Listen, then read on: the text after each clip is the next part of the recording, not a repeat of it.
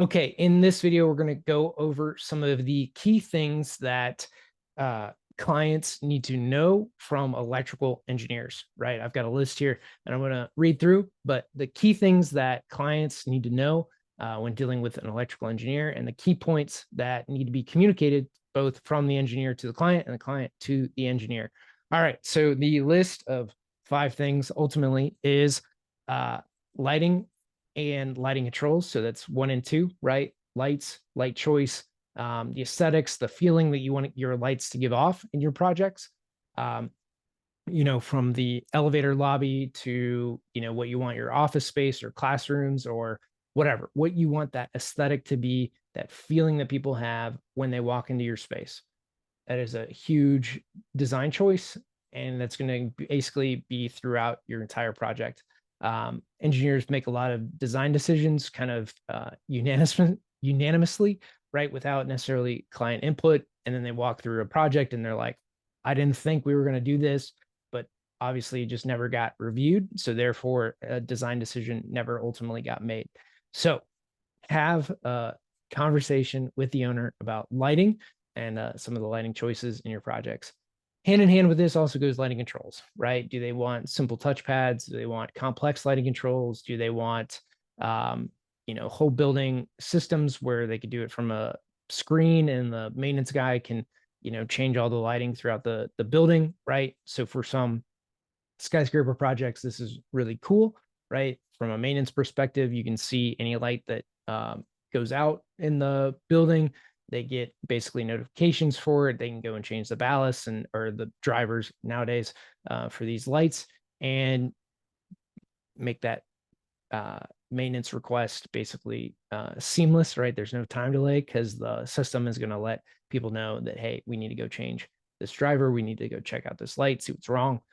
It's not, reporting back to the system. So there's a lot of things that with lighting controls, right? If you just want simple dimmer control, if you want touch button, right? How high end or not do you want your lighting controls in your project? Very important to have this conversation with your client. Again, this goes into aesthetics. For the project. And part of this is going to be like color choice, which is number 3 for like all of your devices, right? Do you want everything just white? Do you want it, a certain special color for all of your device covers, the plates or the receptacle colors, things like that, right? Lighting switch colors. Do you want it to blend in? Do you want it to stand out? These are, again, aesthetic choices that like I, as an engineer, should not be making, right? This should be either architecture, interiors, or preferably the owner's choice to pick colors, aesthetics, things like that. Next is the expansion plans for the building, right? So as an electrical engineer, we're going to take all the loads of the existing building, and design. So from lighting to mechanical to equipment loads to receptacle convenience outlets, right? Dedicated equipment, all that kind of stuff. And we're going to come up with a load number. And then we're going to add some basically fluff into that number for lack of a better term, but basically some, expansion capabilities to that.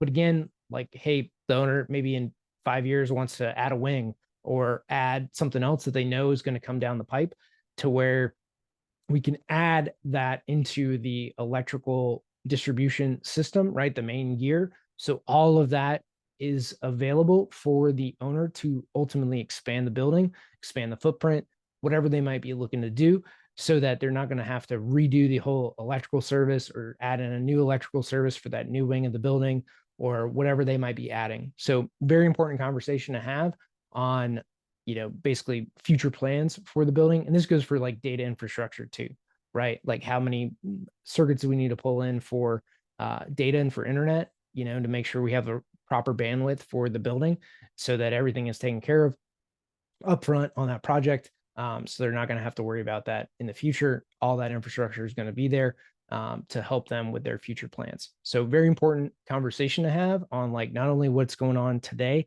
but hey, do you have any plans for the future, right? What are your thoughts around the future of maybe this building or a footprint expansion or, hey, what's going to go on here in the next 5-10 years that you might see, right? And it might not be that there's any future piece, right? This building, like maybe it's a high school there's not really plans for expansion, right? Hey, our growth trajectory for the county is we're pretty much stagnant. This is going to fulfill our needs for the next, foreseeable future, right? You can only plan ahead so far, but hey, 5-10 years, we're good with what we've got.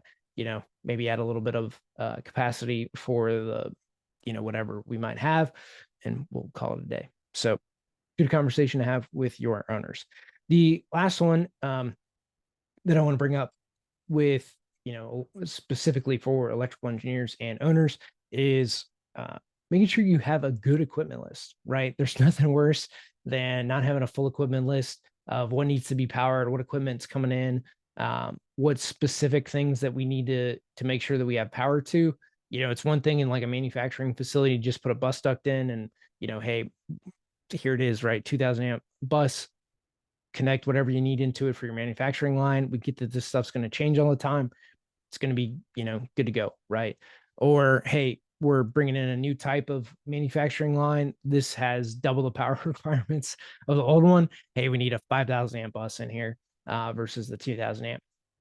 Cool, no problems. Got it, right? Whatever that is, make sure that you have those conversations with your owners to make sure that you are powering all of the equipment that they're providing. If there's any specialty things that they need, if it needs its own disconnect, its own circuit, its own whatever, right? Just to make sure that you have that connection for the electricians to make sure that they're making that connection and pricing it, including it in their bid, and it's not a shock to anybody in the project, and then you get change orders and everything else that goes with it. So very important to have your equipment list dialed in from the owner.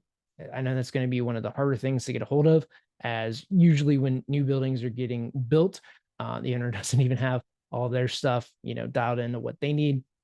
But, if you can push that, super important conversation to have with your owners. So again, lighting controls, color choices around all that kind of stuff, expansion plans to, what's going to come in the future, or what do they see or can see for expansion plans. And this goes again for power and data. And then the last is the equipment list. So hopefully this helps you, electrical engineers, as well as owners, have better conversations for your projects to make sure that they run smoothly and seamlessly.